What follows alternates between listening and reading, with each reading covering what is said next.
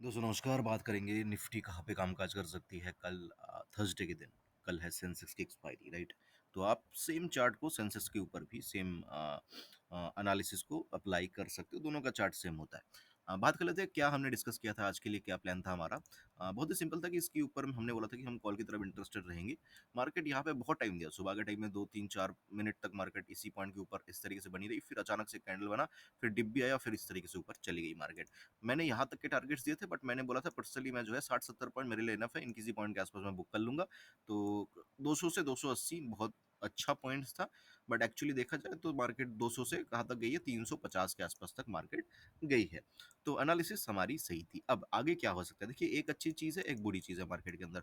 अच्छी चीज़ क्या है कि मार्केट ऊपर गई है, रेजिस्टेंस जो ये पैरेलल चैनल था उसके रेजिस्टेंस के अपर लेवल पे क्या कर रही है, एक रेंज बना रही है। अब इस रेंज में यूजुअली क्या होता है, मार्केट ऊपर की तरफ ही ब्रेकआउट देता है, जो स्ट्रक्चर बना हुआ है ना, मार्केट ऊपर की तरफ ही जाता है।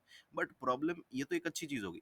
दूसरी चीज क्या है, दूसरी बुरी चीज ये है कि कल है एक्सपायरी। अब एक्सपायरी के दिन क्या होता है, मैनिपुलेशन काफी ज्यादा होता है। उस दिन चार्ट कम चलता है, समझ रहे हो, चार्ट उस दिन कम चलता है, उस दिन ऑप्शन सेलर का ज्यादा चलता है। तो ऑप्शन सेलर क्या कर सकता है, मार्केट अगर ऊपर चलने लगे तो ऑप्शन सेलर, मुझे नहीं लगता, मतलब प्रीमियम वगैरह देख के, चार्ट वगैरह देख के मुझे नहीं लगता है कि ऑप्शन सेलर इसको रोकना चाहेंगे। ऊपर अगर जाए तो रिवर्स करना चाहेंगे। लेकिन हाँ, अगर मार्केट नीचे जाए, इस रेंज को नीचे की तरफ तोड़े, तो ऑप्शन सेलर कहीं ना कहीं गेम खेल सकता है, इसके चांसेस रहेंगे। नॉर्मल डे होता तो नीचे ब्रेक करती तो नीचे ही चलती, ऊपर चलती ऊपर ब्रेक करता तो ऊपर ही चलती। आजकल एक्सपायरी है तो थोड़ा सा नीचे की तरफ ये होने के चांसेस, ऐसा नहीं कि ऊपर की तरफ नहीं है, ऊपर की तरफ भी है, बट बहुत ही कम चांसेस मुझे पर्सनली लगता है। ठीक है, नीचे की तरफ मुझे क्या लगता है, नीचे की तरफ मुझे ऐसा लगता है। ओके। इसका और रीजन भी बताऊंगा क्यों लगता है। देखो, नीचे मल्टीपल सपोर्ट बना हुआ है। एक तो आपको पता होगा कि ये जो पॉइंट है ना, ये मिडिल पॉइंट, ये कहीं ना कहीं एक सपोर्ट ही है मार्केट के लिए, जब तक मार्केट क्या है, इसके ऊपर है। तो ये एक सपोर्ट मिल गया हमें, क्या है, support one, this the support one for us, right. And then अगर आप देखोगे तो नीचे से अगर आप एक लाइन खींचोगे इस तरीके से, तो ये आपका बन गया सपोर्ट टू, राइट, ये बन गया आपका सपोर्ट टू। फिर अगर आप इस तरीके से देखोगे, यहाँ पे एक रेजिस्टेंस हुआ करता था, दिख रहा है, यहाँ पे एक रेजिस्टेंस हुआ करता था, ये इस तरीके से, ये देखो, ये एक बार, दो बार, यहाँ पे फिर से 3 बार, फिर यहाँ पे 4 बार, यहाँ पे आज भी लिया 5 बार। तो ये क्या है, ये भी एक सपोर्ट के काम करेगा। तो ये क्या बन गया हमारा, सपोर्ट थ्री। अब और देखोगे तो यहाँ पे नीचे की तरफ से और एक खींचोगे इस तरीके से, ये एक पैटर्न के हिसाब से अगर मैं खींचूं इस तरीके से, तो ये आपका बन गया क्या, सपोर्ट फोर। तो नीचे की तरफ 3 4 सपोर्ट्स मार्केट के अंदर बने हुए हैं, है ना। तो इसीलिए क्या हो सकता है, मार्केट जो है, एक तो चार्ट के हिसाब से भी बाउंस हो सकता है, दूसरा दूसरा जो है, जो ऑप्शन है ना, उसके हिसाब से भी मार्केट के अंदर बाउंस हो सकता है। जो बेस्ट पॉइंट लग रहा है मार्केट का बाउंस होने का, वो 240 के आसपास ही लग रहा है, 240 के आसपास, यस, 240 के आसपास, 235 के आसपास ये पॉइंट हमारा लग रहा है। तो स्ट्रैटेजी हमारी सिंपल सी रहेगी, इन पॉइंट्स को मैं डिलीट कर देता हूँ, वरना आप क्या करोगे, कंफ्यूज हो जाओगे, है ना।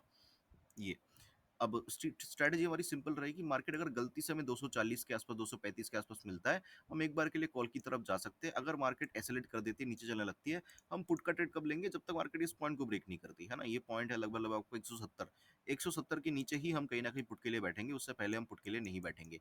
240 230 के आसपास हम एक कॉल का ट्रेड ट्राई कर सकते हैं। एसएल हम जो है 10 15 पॉइंट का रख सकते हैं, मतलब 240 पे ट्रेड हम ले रहे हैं तो 225 20 का एसएल हम रख सकते हैं, ठीक है। बट एसिलेट होता है तो हम पुट में नहीं बैठेंगे जब तक ये पॉइंट क्रॉस नहीं होता तो। और ये नीचे की तरफ के ट्रेड्स में डेफिनेटली क्वांटिटी कम होनी चाहिए। ऊपर की तरफ क्या सीन है, ऊपर की तरफ अगर मार्केट ब्रेक करती है, इन पॉइंट्स को ब्रेक करती है मार्केट, तो डेफिनेटली मार्केट के पास 425 तक तो मुझे कोई रेजिस्टेंस वगैरह नहीं दिख रहा है ना। 360 ब्रेक होगा तो सीधा 65 पॉइंट्स जो है यहाँ पे मिलता हुआ हमें नजर आ सकता है। तो इसके ऊपर मैं डेफिनेटली कॉल की तरफ इंटरेस्टेड रहूंगा। 425 के आसपास मैं देखूंगा क्या मार्केट कर रही है।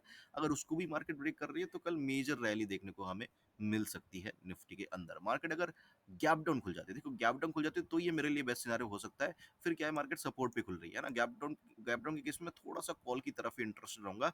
बट उसका शर्त देखिए कि मार्केट को 160 के नीचे नहीं आना चाहिए। अगर 160 के ऊपर बनी रहती है मार्केट, फिर से जो ये सेम चार्ट जो है यहाँ पे रिपीट कर सकती है, जैसे यहाँ पे किया ना वैसे कर सकती है। 160 के नीचे ही मैं पी के लिए इंटरेस्टेड रहूंगा गैप डाउन के केस में, ठीक है। अगर मार्केट गैप अप खुल जाती है तो मार्केट डेफिनेटली एक रेजिस्टेंस के ऊपर खुल रही है। बट देखना ये होगा क्या मार्केट जो है ऊपर सस्टेन कर रही है क्या। एटलीस्ट मार्केट को जो है 10 बजे तक इसके ऊपर बने रहने देना, 360 के ऊपर, चाहे कितना ही हो, 420 पे होगा। अगर आधा घंटा बाद मार्केट हमें 10 बजे अगर 420 पे भी मिलता है, तो भी मैं कॉल की तरफ इंटरेस्टेड रहूँगा, क्योंकि अगर मार्केट यहाँ से यहाँ तक जा सकता है, तो यहाँ से यहाँ तक भी मार्केट आराम से आ सकता है, इसमें कोई प्रॉब्लम नहीं है। तो इसीलिए अगर मार्केट गैप अप खुल रही है, तो ये स्ट्रॉन्ग है, ऊपर सस्टेन कर रही है 10 बजे तक और स्ट्रॉन्ग है, तो मैं कॉल की तरफ ही इंटरेस्टेड यहाँ पे रहूँगा। बाकी मैं टेलीग्राम के ऊपर अपडेट दे दूँगा, अगर मार्केट गैप अप वगैरह खुलती है, काफ़ी मेजर गैप अप खुलती है, तो मैं टेलीग्राम के ऊपर अपडेट दे दूँ। आई होप कि वीडियो आपको अच्छा लगा होगा, अच्छा लगा तो लाइक कर देना, कमेंट कर देना, मुझे सुनने के लिए आपका बहुत-बहुत धन्यवाद।